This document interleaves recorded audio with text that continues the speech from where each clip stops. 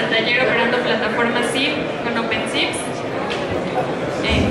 Adrián Georgescu es fundador y CEO de Active Projects. Adrián obtuvo una licenciatura en Ciencias de Ingeniería Eléctrica de la Universidad Politécnica de Bucarest en 1996. Ha trabajado en ingeniería para Tomrad Communications y Spirit Telecom. Él, de manera consecutiva, ha mantenido varias posiciones en administración y operaciones con Global Telesystems, Avon y KPN Pues, en el año 2002, después de varios años de diversas y progresivas experiencias con la industria de Internet y telecomunicaciones, estableció AG Project, una empresa de software especializada en desarrollo e implementaciones de comunicaciones de tiempo real a nivel de cliente y servidor. Saúl descubrió la OIP en 2005 y desde entonces no ha parado de aprender y promulgar el uso del protocolo SIP. Pythonista hasta la muerte y amante del software libre. Invierte el 95% de su tiempo de trabajo en proyectos bajo licencias libres. Saúl es uno de los conferencistas más carismáticos de ElastixWorld y ha participado en las últimas 2 ediciones. Ustedes, Saúl Ibarra y Adrián Georgescu.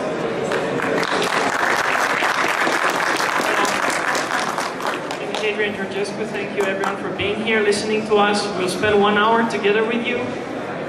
We're here to share some of the experiences we built in the last 10 years, building and running SIP platforms based on OpenSIPS, SIP proxy, registrar, and this me, Adrian Georgescu, my colleague Saúl Ibarra. He will provide you most of the information in Spanish. I'm just here to tell you that we're here to answer your questions. It's important to ask questions. If you do answer questions, you'll get a free Blink download from us, which is a commercial application, the best SIP client in the world. It costs $50 in the App Store. If you use a Mac, you want to use the software, you will like it. So if you ask questions, you get a free download license from me. Chase me. If you don't ask any questions, you don't get anything from us.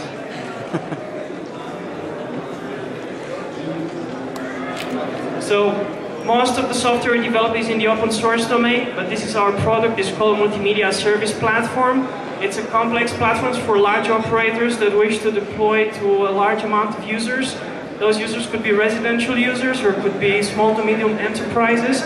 In our network, you'll find all the elements that you have heard in the industry: SIP servers, PBXs, SIP endpoints, accounting, billing, net traversal, provisioning. It's a complex platform with many components. We'll focus today on one of them, which is the SIP server platform, which is the subject of today's workshop. That is the OpenSIPS server. Now I will hand it over to Saúl, my colleague.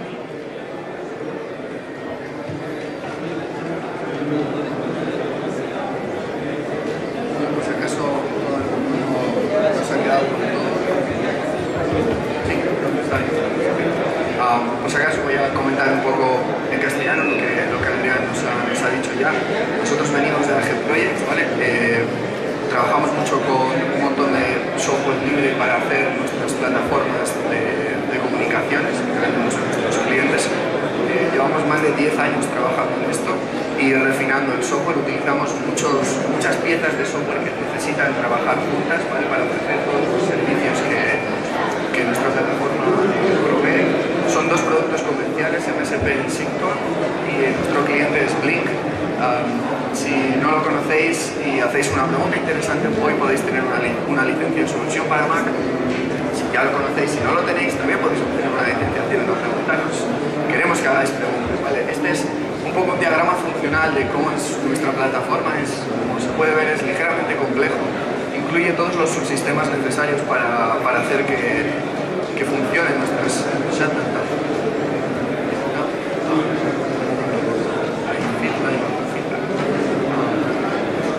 Incluye todo lo necesario para un sistema completo de comunicaciones desde el lado operador. Es decir, teniendo en cuenta todos los usuarios residenciales, los servidores que necesitamos para gestionar DNS, todo lo necesario para teléfonos de voz, llamadas, etc. Es decir, todas las piezas que necesitamos. Pero hoy nos vamos a enfocar en una de ellas, que es OpenSIPS, que es el proxy SIP que nosotros utilizamos. Como he dicho antes, queremos que si tenéis preguntas, comentadme en el medio. Prefiero que haya preguntas al principio que solo al final, es decir, durante la presentación, no solo al final, porque es largo, nos podemos perder en los detalles. Entonces, solo para ver un poco ¿cuántos de vosotros conocéis OpenSIPS? ¿Vale? Y de los que lo conocéis, ¿cuántos lo habéis utilizado para algo? Vale. Para entrar en contexto. Entonces, bueno, pues ¿qué es OpenSIPS? Ya que la mayoría de la gente no lo conoce, vamos a definirlo. OpenSIPS es un servidor SIP y es libre. Tiene licencia GPL y nos da todas las funcionalidades que necesitamos para rutar nuestro tráfico SIP. Pero solo SIP, es decir, en una llamada de voz sobre IP tenemos la parte de señalización, que es la que decide quién llama a quién, qué código utilizamos, etc. Pero luego el propio tráfico de la voz no va por SIP, va por RTP. Por lo tanto, este servidor se va a encargar única y exclusivamente de la señalización, no del audio, no hace cosas como transcode, no se encarga de nada de eso. Pues el audio o el vídeo, esa es la parte que más carga en los servidores. Es decir, cuando nosotros tenemos un servidor Elastix, un servidor de Elastix, tenemos un cierto límite de cuántas llamadas podemos gestionar, y ese límite viene dado normalmente porque tenemos que gestionar todo el audio, tenemos que dejarlo pasarlo de un lado para otro, hacer transcoding, etc. OpenSIPS solamente se encarga de la señalización, el audio no se encarga, el audio entre los dos dispositivos lo hablan tranquilamente. Entonces, esto va a hacer que podamos gestionar órdenes de magnitud, de más volumen de tráfico con OpenSIPS. Pero tenemos que tener en cuenta en qué escenarios lo tenemos que utilizar.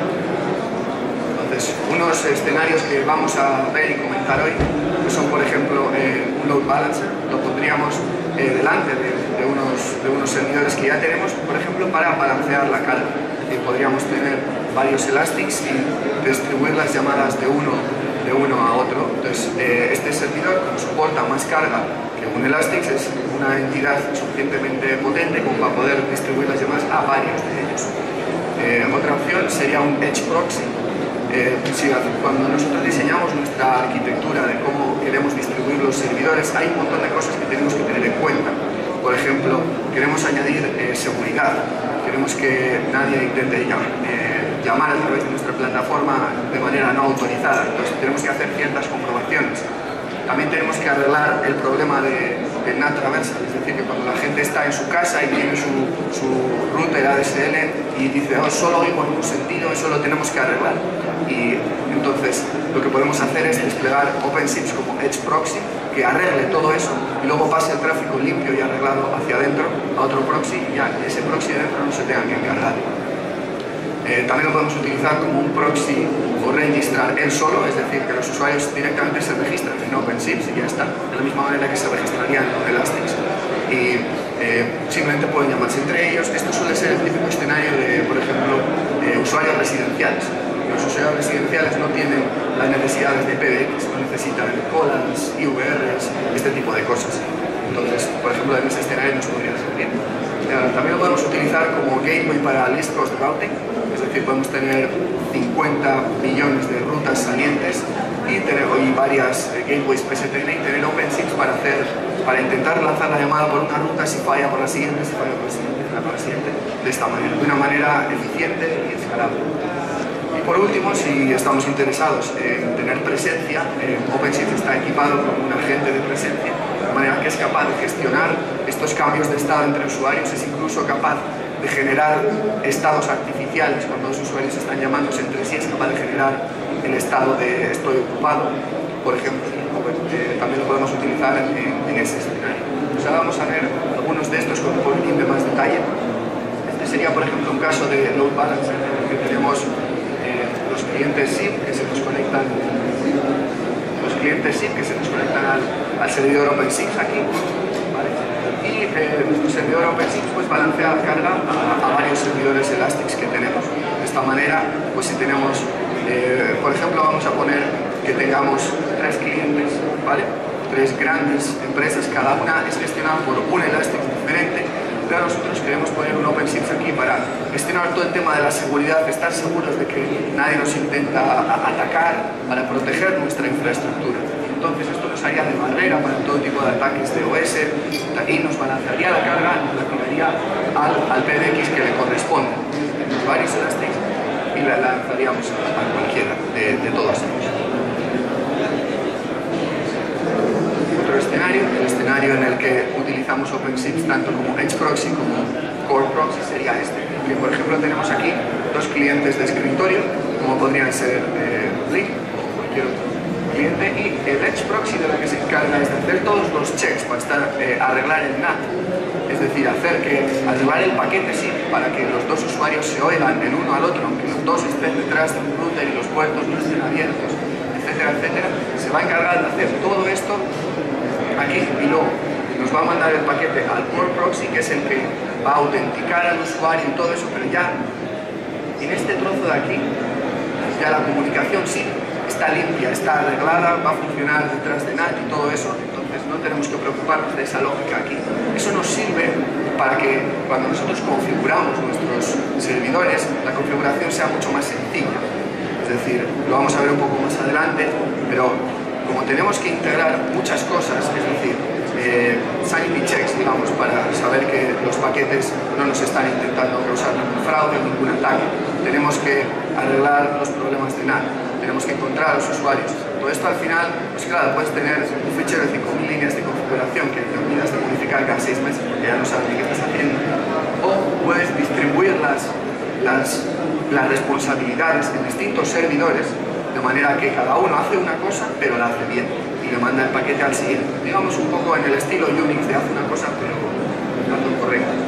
Y luego aquí, por ejemplo, esta transparencia también he incluido otro tipo de Edge Proxy. Esto, por ejemplo, esto sería un navegador web, por ejemplo, con un stack SIP sobre WebSockets, puede ser JSSIP o SIP-ML5, conectado a OpenSIP, que es un Edge Proxy que nos es capaz de transformar de SIP sobre WebSockets, que es lo que habla nuestro navegador, a un SIP sobre TCP/UDP, que es lo, digamos, normal, que hablan todos los demás clientes, y entonces ya nos lo manda a nuestro Core Proxy, de manera que nuestro Core Proxy no sabe WebSockets, no se entera de nada, pero no le importa, porque este es el que se encarga de traducir de uno al otro. Y así podemos, con un solo Core Proxy, soportar todos los usuarios que están en la parte de WebRTC y los navegadores y los usuarios tradicionales que están en los clientes SIP, en dispositivos móviles, en laptops, ordenadores, etc. Este sería el escenario más típico de usuario residencial, en el que tenemos simplemente varios usuarios conectados a nuestro proxy, y nuestro proxy lo que hace es, aparte de enrutar el tráfico, también hace de register, es decir, guarda la ubicación de los usuarios y sabe cuando llamas a un usuario, lo busca, digamos, en la base de datos y dice, ah, estás ahí, pues toma, le manda el paquete y le va a llegar, y de esta manera los usuarios van a poder hablarse entre sí. Luego, obviamente, va más allá en el sentido de aquí necesitaríamos salir, por ejemplo, a la PSTN o a otros dominios y pues también tendríamos las rutas de salida, ¿no? Lo más relacionado con las rutas de salida, esto sería un escenario en el cual desplegamos un OpenSIPS dedicado única y exclusivamente a hacer de gateway hacia distintas ubicaciones de la PSTN. Entonces nosotros tenemos aquí nuestro proxy habitual, que es como el que hemos visto antes, donde los usuarios residenciales se registran, tienen diversos servicios, etc. Y aquí tenemos un OpenSIPS que lo único que hace es de gateway de least cost routing. Aquí tenemos toda la lógica para decidir por qué gateway queremos mandar nuestras llamadas, y aquí tenemos todos los gateways PSTN que queramos, que pueden ser un Asterisk, un Elastix, un FreeSwitch, un cacharro de hardware de 50 kilos, da igual. Mandamos el tráfico y OpenSIPS se va a encargar, pues, de, por ejemplo, si por lo que sea uno de los dispositivos ha fallado y la llamada no puede salir por ahí, pues lo intentará con el siguiente, etc. Entonces ahora vamos a comentar un poco unas buenas prácticas que hemos aprendido, pues, en estos 10 años de experiencia haciendo plataformas y demás, pero antes, si hay algunas preguntas. De lo que comentas de los escenarios que se pueden implementar con con OpenSIPS, ¿estos pueden implementarse con un solo servidor o se necesitan varios servidores para implementar cada uno? Buena pregunta. Puedes hacer ambas cosas, es decir, tú puedes tener un único servidor OpenSIPS que lo hace todo, se encarga de arreglar el NAT, gestionar el registro de usuarios, presencia, y todo esto en un único sitio. Pero si vas a empezar si quieres empezar con OpenSIPS, mi recomendación es que intentes, no hace falta que tengas distintos servidores, digamos físicos, cajas. Puedes tener varios OpenSIPS en puertos distintos, trabajando juntos, que cada uno hace una cosa. Entonces, y uno resuelve un problema y se lo pasa al siguiente. Es decir, el que hace de Edge Proxy arregla el NAT, comprueba que el paquete está bien formado, que no es un ataque, etcétera, etcétera, y le manda el paquete al Core Proxy. El Core Proxy haría el lookup, mira dónde está el usuario, todo muy bien, le devuelve el paquete al Edge Proxy, lleva al otro usuario, habla, perfecto. Si quieres añadir presencia, el Edge Proxy se lo manda al Core Proxy, el Core Proxy ve que es un paquete relativo a presencia y se lo manda al OpenShift que se encarga de presencia. ¿Qué consigues con esto? Parece más difícil, pero no lo es, porque cada configuración de cada OpenShift es más simple. Cada uno solo se encarga de lo suyo, y como es una infraestructura que tú controlas, digamos, tienes una confianza, es decir, dices, no tienes que verificar de dónde viene el paquete, el único que tiene que hacerlo es el Edge, es el que tiene que encargarse, porque es el que se encarga del entorno hostil de Internet. Todos los demás están dentro. Entonces, Saul, also it's important to split. The reason for split is that under load things behave differently, and when you think about deploying at scale, when I say scale, you have to think of tens of thousands, hundreds of thousands of users. Each of these functions cause load on those machines. And under load, if you want to troubleshoot the problem, a customer has a complaint and so forth, it's hard to monitor this infrastructure if you don't have dedicated pieces doing various tasks. So at some point, as the scale goes up, you would want to split the task among dedicated servers, which are easier to monitor for that particular task in terms of network, bandwidth, disk space, CPU usage, and so forth. Sí, ¿me quedó claro? Sí, y bueno, nada más con respecto a SIP Register, comentas que pueden hablar entre ellos, que están registrados al servidor. Sí. En este caso, los medios, bueno, el RTP es directo entre los dispositivos o OpenSIPS es el handling de media. OpenSIPS solo se encarga del SIP, solo. Es decir, el media va entre los dispositivos. Una de las cosas que ahora enseguida vamos a explicar es en qué consiste y cómo se arregla el problema de que cuando los dos usuarios están en redes distintas, cada uno en su casa, detrás de su propio router, no se ven entre ellos. Por lo tanto, OpenSIPS nos va a tener que ayudar con componentes externos a arreglar el paquete SIP para que los dos se vean entre sí. Pero como no se ven, no va a haber audio directo. Pero suponiendo el caso de que estamos dentro de la misma empresa, en la misma LAN, por ejemplo, entonces solo con mandar un paquete de lado a lado ya haces que los dos usuarios hablen.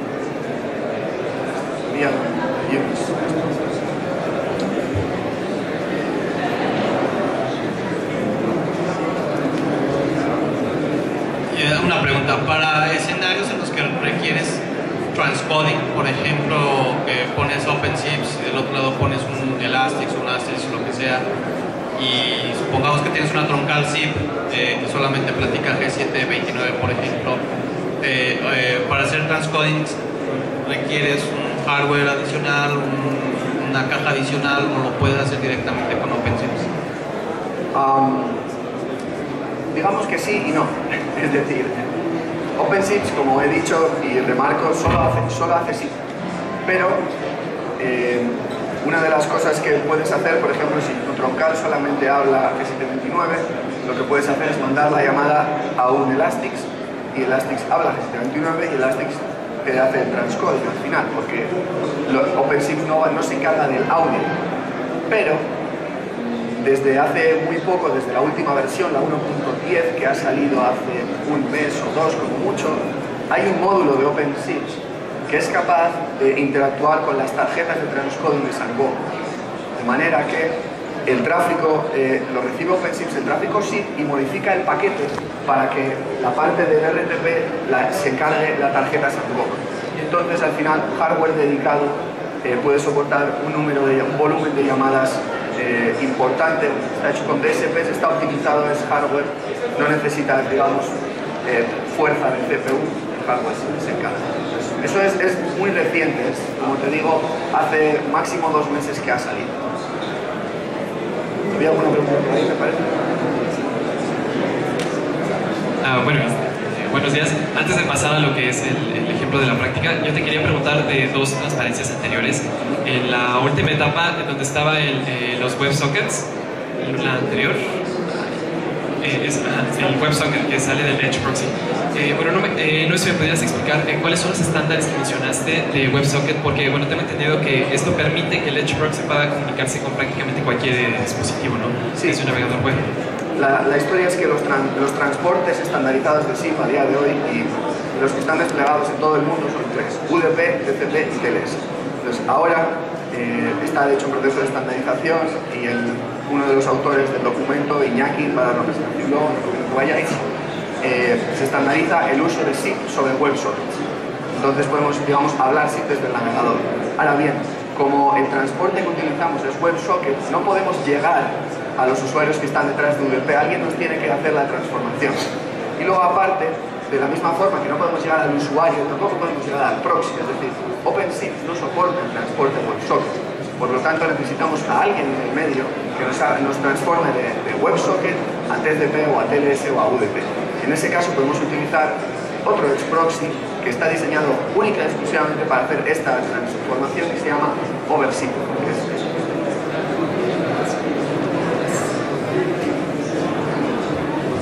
Hola, Saúl.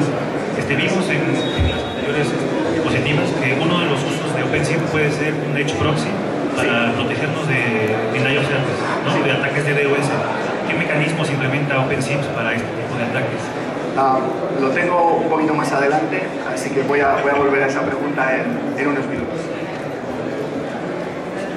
Vale, pues si no hay más preguntas, vamos a avanzar un poco en unas buenas prácticas, algo que hemos aprendido trabajando en nuestra propia plataforma, trabajando en las plataformas que desplegamos en nuestros clientes, haciéndola mejor, ¿no? Nosotros, todos nuestros clientes funcionan con el mismo software, entonces hemos hecho algo duradero y de cara a futuro. Lo que hemos aprendido con ello es lo que venimos a contar. Por ejemplo, la primera cosa que me gusta comentar es mantener el core proxy lo más simple posible. Porque cuando le añadimos un montón de cosas, hacer un debugging de todo esto, cuando hay un problema y estás, como ha dicho Adrián, tienes carga, un nodo activo, estás recibiendo tráfico y tienes que ver qué está pasando, es casi imposible. Pues cuanto más simple esté, más fácil vas a poder gestionar esto. De manera que en el Edge Proxy es donde vamos a poner parte de la responsabilidad de, digamos, limpiar estos paquetes, ponerlos bonitos para que el core proxy no tenga que cargarse de ellos. Entre ellas, por ejemplo, sanity checks, comprobar que el paquete SIP no ha entrado en una espiral infinita en la que se reenvía de un proxy a sí mismo todo el rato, por ejemplo. Este es el que se encargaría de comprobar que no ha habido un bucle infinito en el rutado del paquete, así lo cortaría y pues se terminaría este problema. Como ha dicho Daniel, vamos a comentar ahora enseguida, también se encargaría de protegernos si hay un ataque de OS, ¿no? Detectar de qué origen viene y bloquear todo esto. Arreglar el NAT traversal, ahora vamos a ver cómo lo haríamos en configuración. Y después lo único que haría sería reenviar el paquete, una vez ya comprobado y cambiado todo lo necesario, a el core proxy, que ya se encargaría de mirar si tiene que enviarse a un usuario local, tirarlo a la PSTN, mandarlo a un dominio remoto, lo que fuera necesario. Y en el core proxy lo único que tenemos, lo acabo de decir, tener el rutado principal, es decir, a dónde tenemos que mandar las llamadas y los distintos, digamos, métodos, ¿no? Si tenemos que gestionar la presencia, pues lo mandamos al servidor de presencia, o si son llamadas al usuario o a la PSTN, por ejemplo. Entonces, pues, mi consejo, utilizamos para poder realizar esta comunicación entre Edge Proxy y Core Proxy de una manera que nos funcione tanto para entrar como para salir, vamos a utilizar una cosa que se llama path. ¿Vale? Soporte path está definido en SRPC y para lo que nos sirve es para mantener el Edge Proxy siempre en el medio. Es decir, cuando un usuario nos llama, la llamada, el tráfico entra por el Edge Proxy, llega al Core Proxy, encontramos a qué usuario le queremos mandar la llamada, vuelve al Edge Proxy y va hasta el usuario. ¿Por qué? Porque cuando estamos detrás de NAT, es decir, cuando estamos en nuestras casas, tenemos nuestro router que bloquea todo lo entrante, pero no bloquea lo saliente. Entonces, para que nosotros podamos recibir llamadas, lo que tenemos es que tener una conexión saliente que se mantenga abierta todo el rato, para que por ella nos manden las llamadas entrantes. Entonces, esa conexión abierta que se va a mantener cuando nosotros o hacemos una llamada o nos registramos, va a ser gestionada por el Edge Proxy. El Edge Proxy va a estar atento, por ejemplo, una vez cada minuto mandar un paquetito por esa conexión, de manera que siempre se mantenga abierto. El router, cuando hay tráfico que se ha iniciado desde dentro, va a mantener la conexión abierta.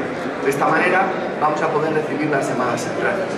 Entonces, utilizando el soporte de paz, lo que va a ocurrir es que cuando el paquete llegue a nuestro core proxy y busquemos al usuario al que tenemos que enviarle el paquete, pues en el fondo se le va a enviar al Edge Proxy, y del Edge Proxy va a ir por la conexión que corresponde al destino, de manera que va a atravesar el NAT.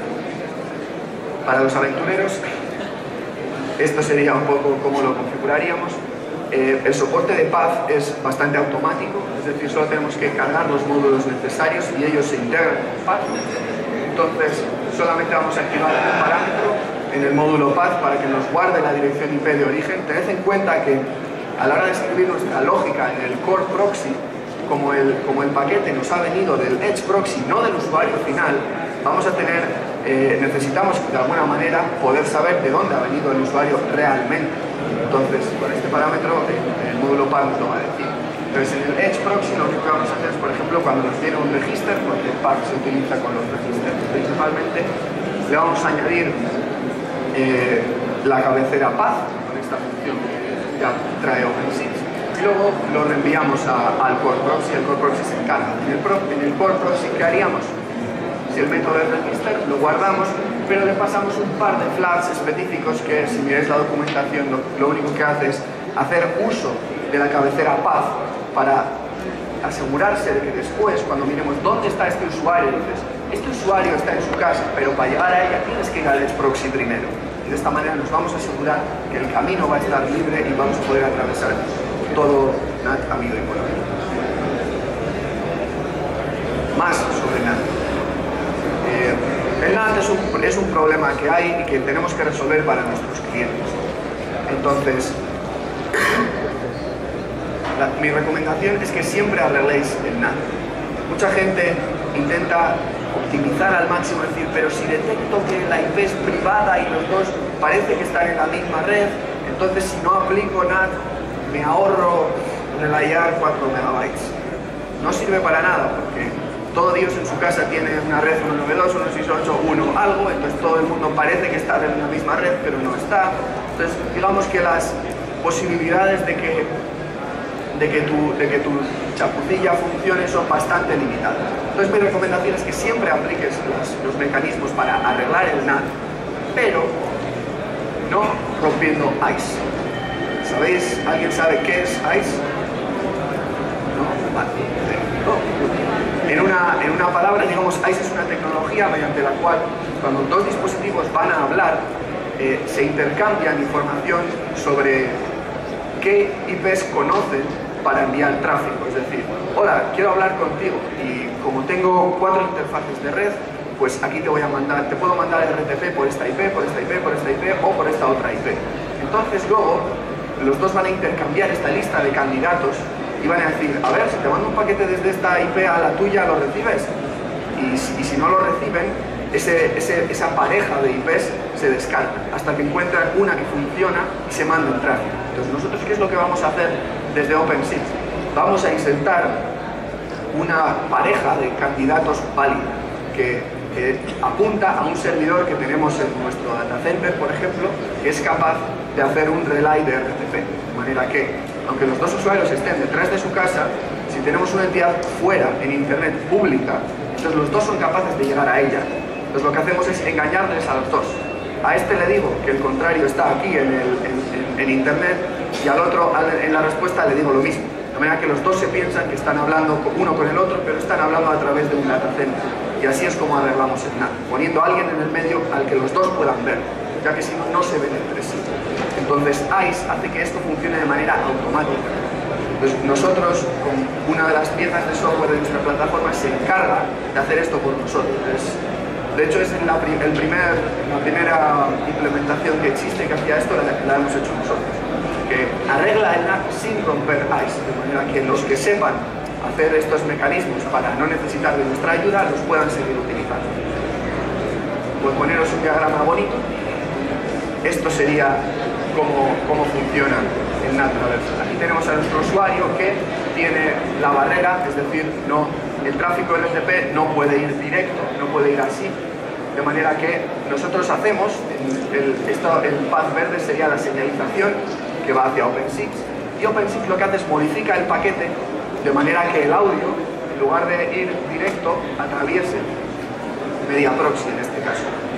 Entonces, los dispositivos que sean capaces de utilizar ICE, lo que van a hacer va a ser hacer pequeños tests, pequeñas pruebas y decir, funciona esto, y quedarse con el mejor de los dos. Obviamente, si funciona esto, si funciona en directo, siempre va a ser más rápido y va a ser preferido. Y además nos ahorra recursos a nosotros, porque esto no deja de ser un servidor de nuestra beta center que tiene que hacer relay de los paquetes, ¿no? Entonces, mi recomendación es siempre aplicar estas técnicas, pero si los clientes son suficientemente avanzados, por ejemplo, Blink es uno de ellos, soporta ICE, de manera que tienes dos Blinks, en tu red local puedes hablar de uno al otro sin necesidad de irte hasta el data center.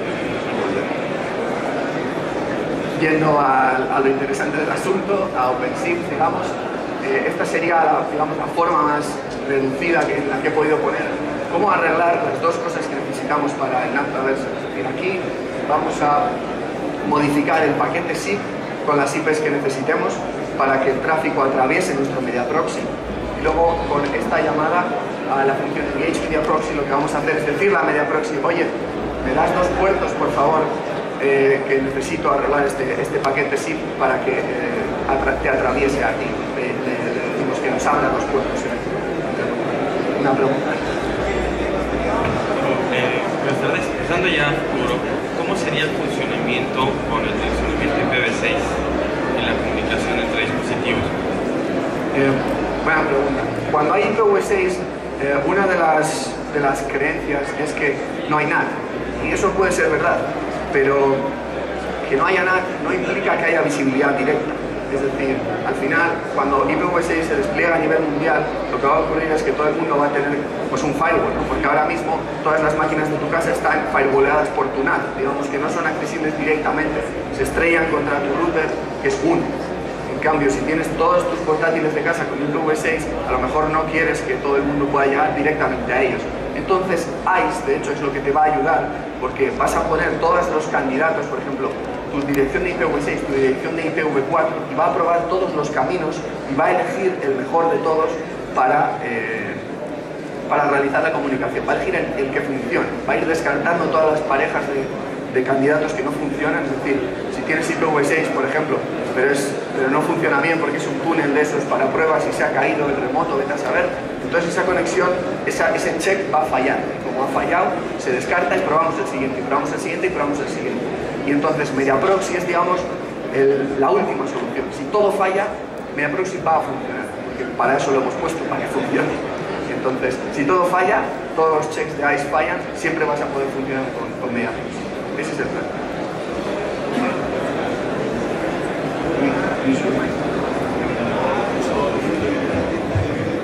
Vi que pusiste en tu configuración un Stone Server, ¿todavía el ICE requiere como NAT Helper al Stone en este caso? El Stone. Sí, o sea, es decir, en realidad no, porque lo que hacemos, el Stone Server lo vas a necesitar, los clientes lo van a necesitar para añadir candidatos a su lista de candidatos, descubrir su propia IP pública, es decir, esta creo que es mi IP pública. Lo que hace MediaProxy es introducir un candidato falso que hace de turn server. Se hace pasar por un server, pero no lo es. Es decir, la idea de la manera en la que nosotros solucionamos esto es transparente. Funciona con cualquier cliente SIP que use ICE. Es decir, no necesitas conectarte con credenciales a un servidor turn, nosotros nos encargamos, añadimos uno, digamos, falso, pero como engañamos a las dos partes, los dos se creen que el otro lo ha puesto.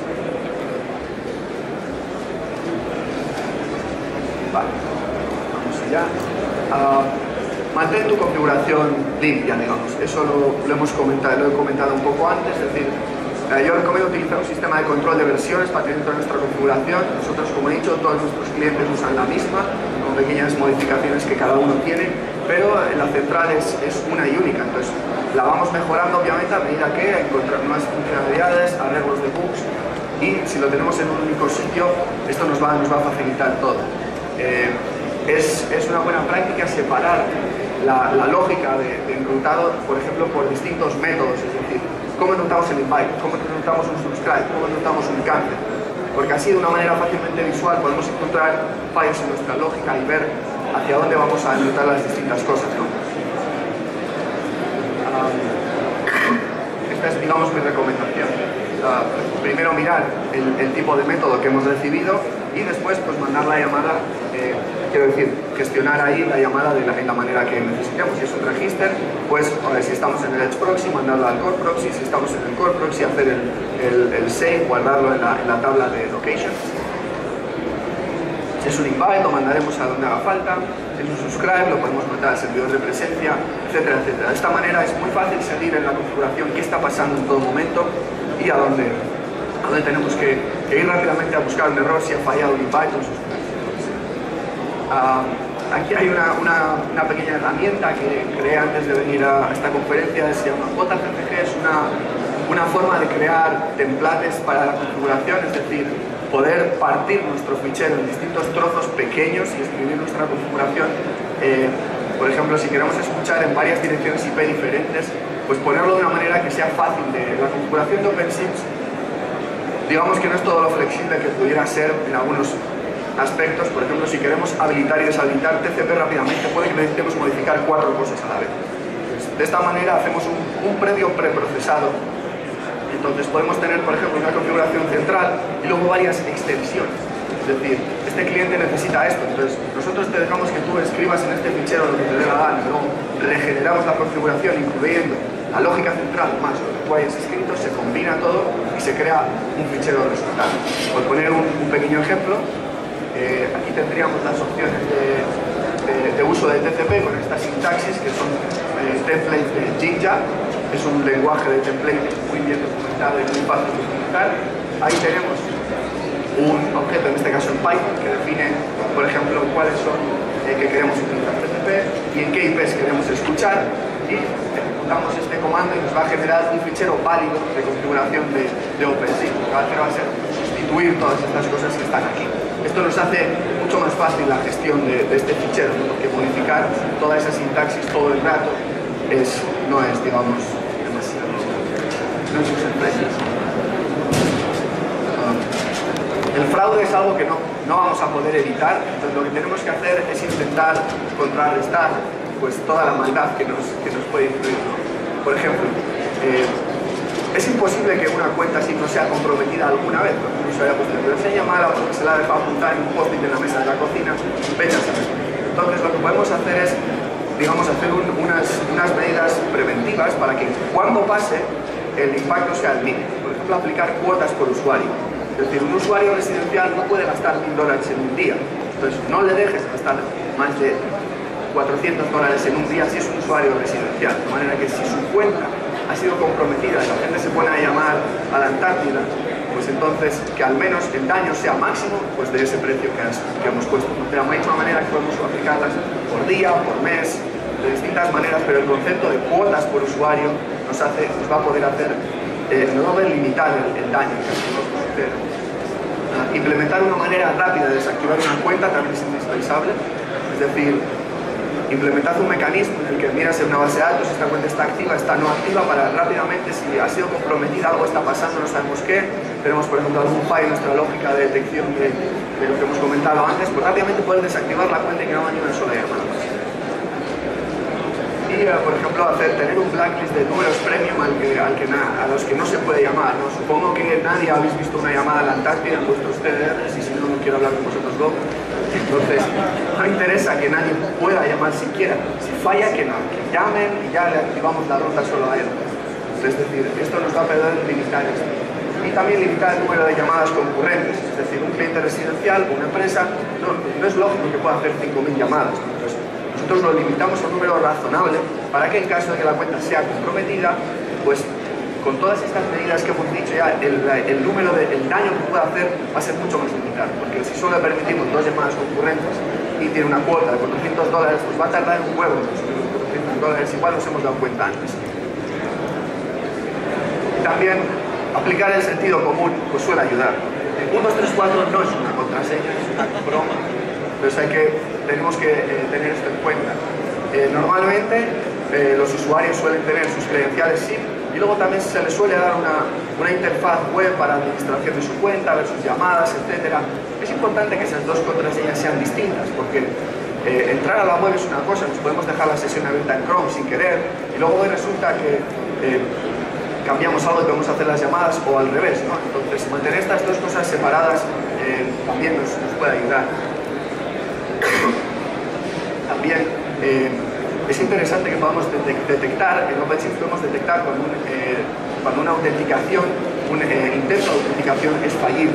Entonces cuando una autenticación falla repetidamente, pues queremos bloquear esa IP, queremos bloquear a ese usuario porque no queremos que intente descubrir las contraseñas, nosotros lo tenemos que bloquear. Y pues por ejemplo descartar los user agents que ya sabemos que no están haciendo nada bueno. Supongo que todos habréis visto al friendly scanner en los logs, que Juan no suele hablar mucho de él. Entonces a ese no le dejéis pasar sin más. No hace falta ni que miréis, vienen aquí, pues. Por ejemplo, para mitigar posibles ataques de signaling, podemos utilizar este pequeño trozo de código. Un ataque que si no estamos bien preparados puede ocurrir es que dos usuarios están hablando entre ellos. Si uno de ellos manda un mensaje bye malicioso, de manera que se lo rute a sí mismo, es decir, estamos los dos hablando, yo mando un bye para terminar la llamada, pero es malicioso y me vuelve a mí, y yo lo acepto, en lugar de ir hasta el remoto. Lo que ocurre es que cerramos el accounting, digamos, ya, como hemos mandado el bye, pues ya está, y además le han mandado un 200 OK, se ha aceptado el bye, pero ¿quién lo ha aceptado? No el que debe, lo ha aceptado yo, te he engañado. Entonces todavía tenemos el media funcionando, pero el proxy se cree que no, que ya la llamada la terminó. Entonces esta es una manera, por ejemplo, de evitar este tipo de ataques. En esa infraestructura de seguridad, ¿están usando SIP encriptado? Bueno, en la infraestructura de seguridad que nos estás hablando, ¿estás utilizando SIP encriptado? Bueno, pues al final todas estas medidas no aplican directamente al transporte, es decir, nos pueden atacar tanto sobre TLS como sobre UDP, así que tenemos que estar preparados para todo. Si utilizamos SIP sobre TLS, pues lo que podemos mitigar es que alguien que esté en una red, estamos por ejemplo en una red como esta conferencia, que alguien solo esnifando los paquetes pueda craquear nuestra contraseña. Eso lo estaríamos mitigando, pero una cosa que hay que tener en cuenta es que SIP sobre TLS no es la bala de plata que soluciona todo. Es decir, SIP sobre TLS nos garantiza que el SIP va encriptado hasta el siguiente hop, pero no hasta el otro usuario. En el medio podemos haber cambiado a UDP, a TCP y luego, entonces, en algún punto puede ir en claro. Es decir, solo porque usemos TLS no hemos resuelto todo. También tenemos que estar preparados para esos casos. Por eso, tal vez tú proteges todo, pero al final, si la llamada llega, por ejemplo, a un Elastix, que igual está configurado sobre UDP, entonces alguien entre tu proxy y ese Elastix que está sobre UDP puedes ver esa señalización y podría tratar de craquear la contraseña. Entonces, por eso quieres aplicar estas medidas en todo caso. Esto voy a citar. Para enterarnos de lo que está pasando y para responder a la pregunta de Daniel que ha hecho antes sobre cómo detectamos lo de que nos están atacando, en la versión 1.7 de OpenSIPS, si no recuerdo mal, se lanzó el Event Interface. Básicamente nos permite que conectemos un programa externo al que se le van a enviar eventos cuando algo sucede. Cuando activamos el módulo Pipe, que es el módulo encargado de detectar ataques DOS, se va a lanzar un evento, que es por ejemplo el evento, no lo tengo escrito ahí, así, Pipe Block, ese de ahí, este evento de aquí, significa, este es el nombre del evento y en los argumentos que recibe, es decir, esto se parece texto, tiene línea por línea, nos dice qué IP deberíamos de bloquear porque se ha detectado DOS desde esa IP. Y entonces nosotros podemos usar fail to ban, directamente atacar IP tables, lo que te dé la gana para poder bloquear ese ataque. Pues esto es más potente que lo que se hacía antes, que era parsear syslog. Esto es más directo porque te dice explícitamente, bloquea esto, el evento es epic block. Y lo mejor de todo es que esta interfaz es muy flexible, es decir, podemos lanzar nuestros propios eventos. Por ejemplo, cuando la autenticación es fallida, podemos lanzar un evento. Entonces, si recibimos ese evento muchas veces, nuestro programa externo ya puede empezar a sospechar que algo está pasando. Porque a veces no podemos mandar, si mandamos por ejemplo una autenticación fallida cada hora, pues igual tardaremos mucho, pero podemos acabar sacando la contraseña. Entonces, con todos estos eventos podemos sacar nuestras propias conclusiones y resolver y poder mitigar este externo.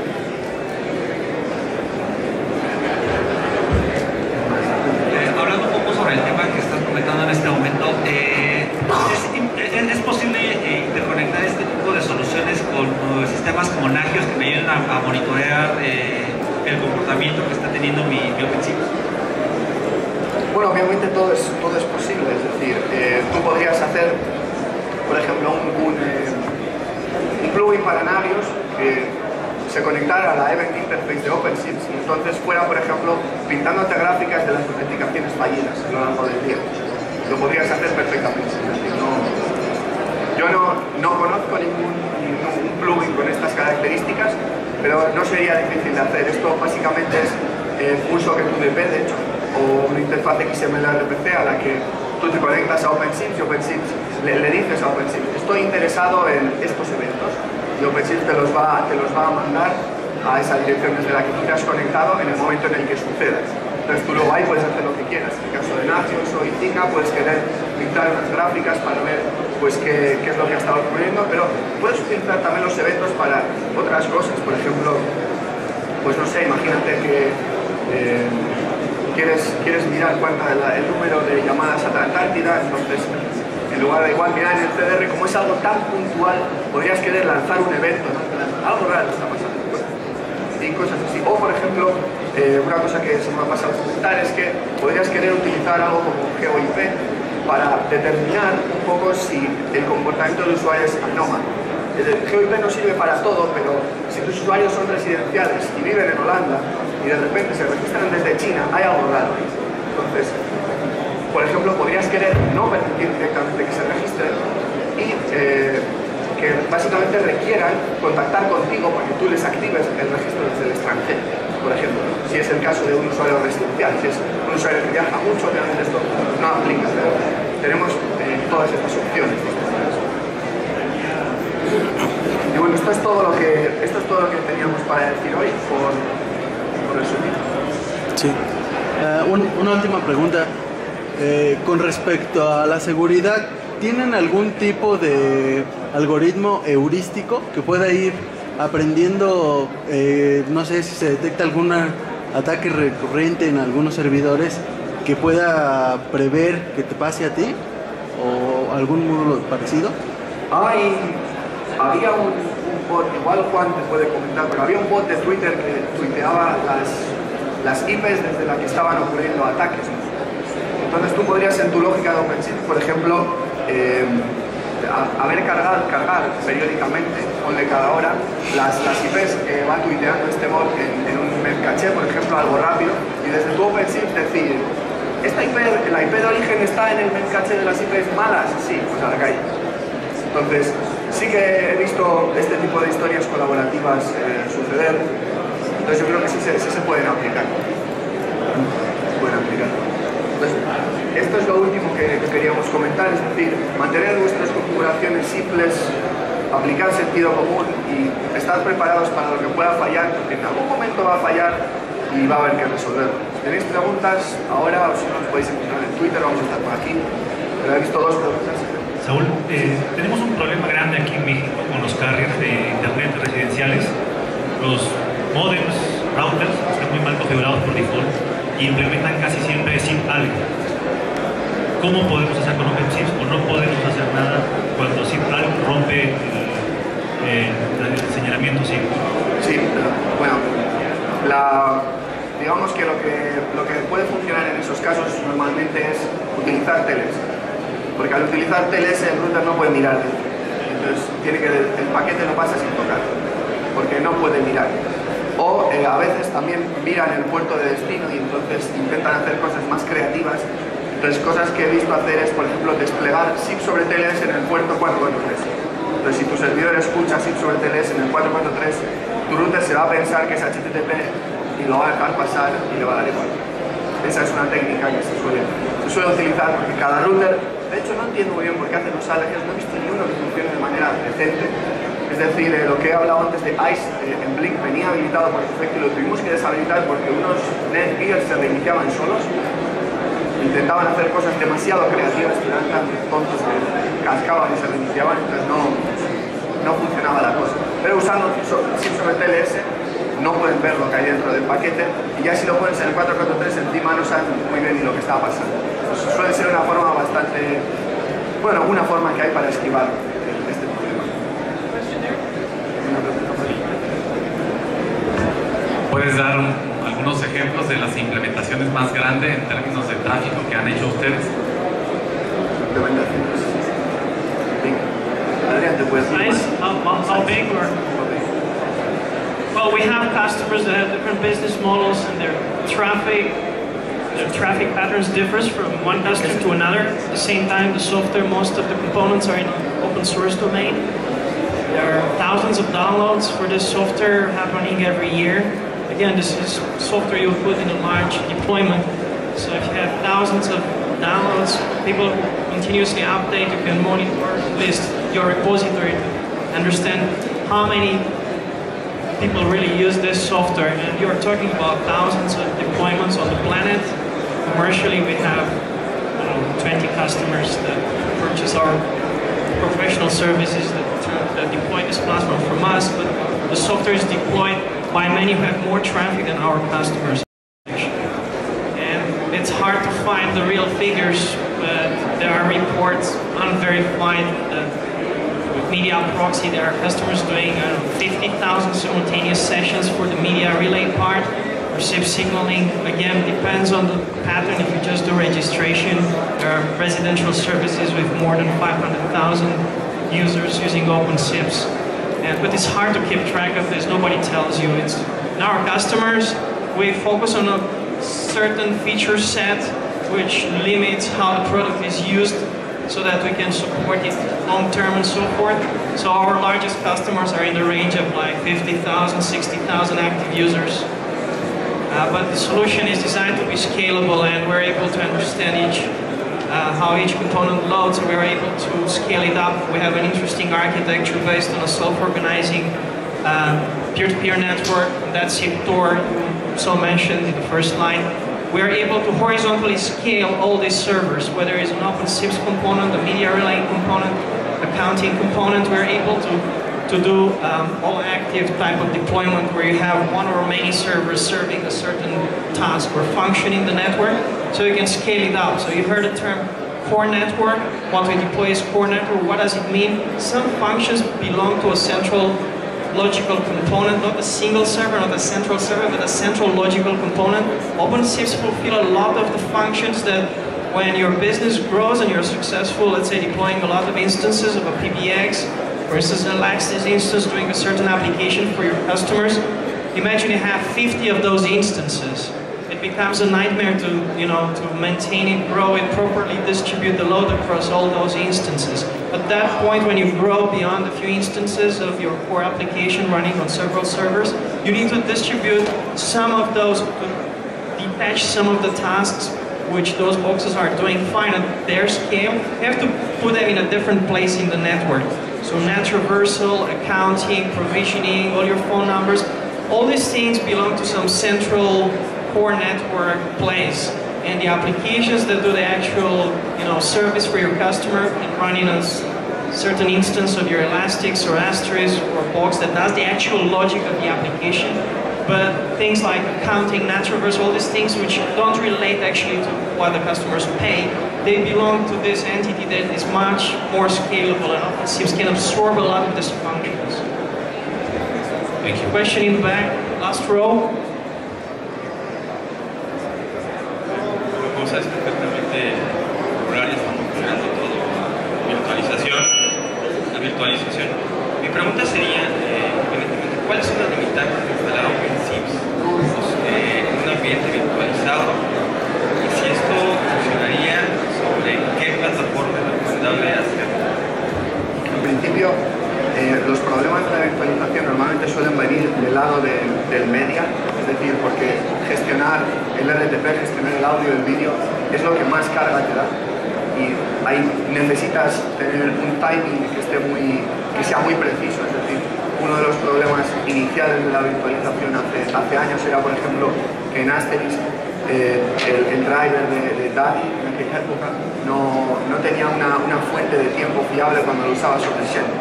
Entonces, eso una vez lo arreglaron ya era usable. En este caso, como OpenSIPS no se encarga de medias, solo Signal, en principio no hay ningún problema para utilizarlo virtualizado. Ahora bien, normalmente la virtualización la utilizamos para poder utilizar los recursos que tenemos en un servidor que no estamos usando para poder maximizar el uso de un servidor, ¿sí? Claro, en este caso necesitamos usar todos los recursos del servidor, no es que nos sobre. Es decir, un proxy sí tiene entidad suficiente para necesitar un servidor para él solo.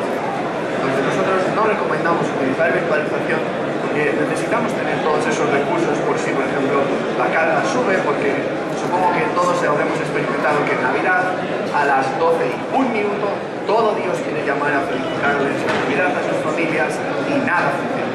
Entonces, claro, si tú tienes la capacidad de tu servidor al 90% y cuando todos marquen a la vez, no va a funcionar.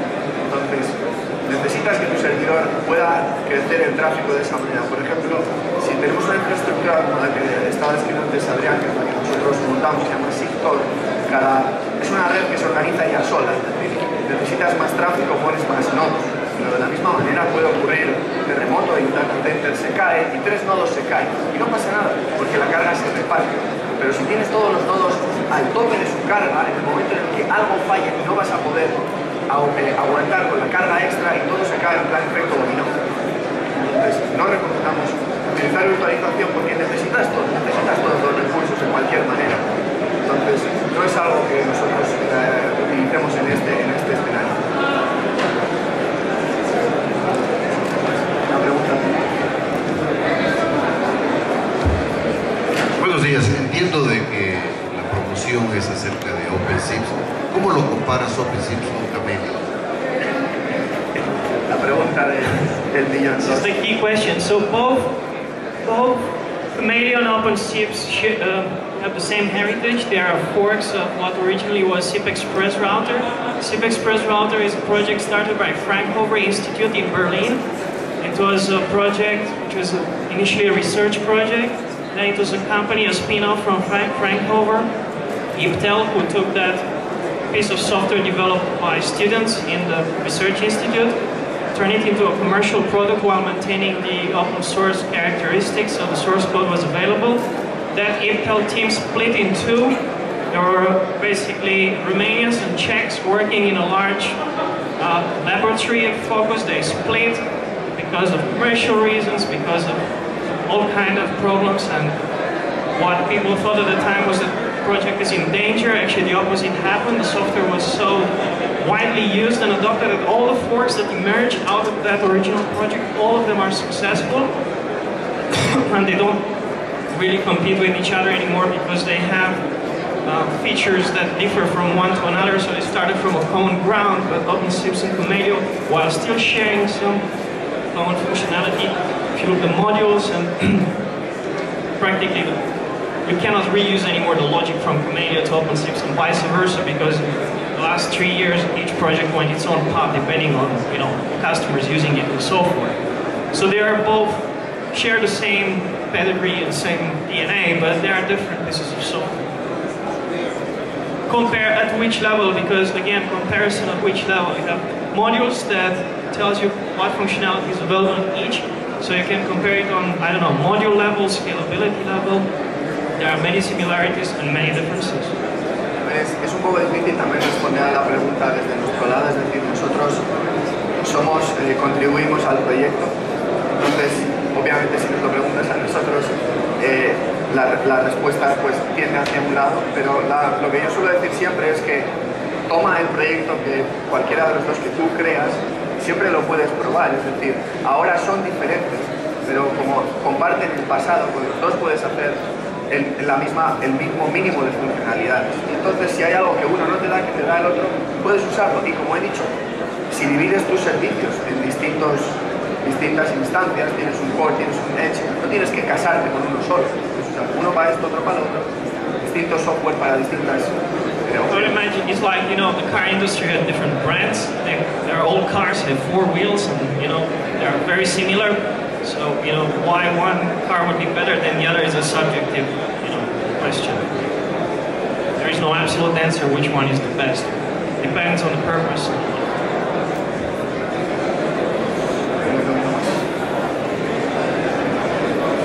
I think our time is up, so if you'd like to have access to our client link for Mac, I can give you some download codes and you can use the software with your own infrastructure, your Elastix, or whatever SIP service you want. If you'd like to have a download code, come to me and I'll give it to you. Thank you very much.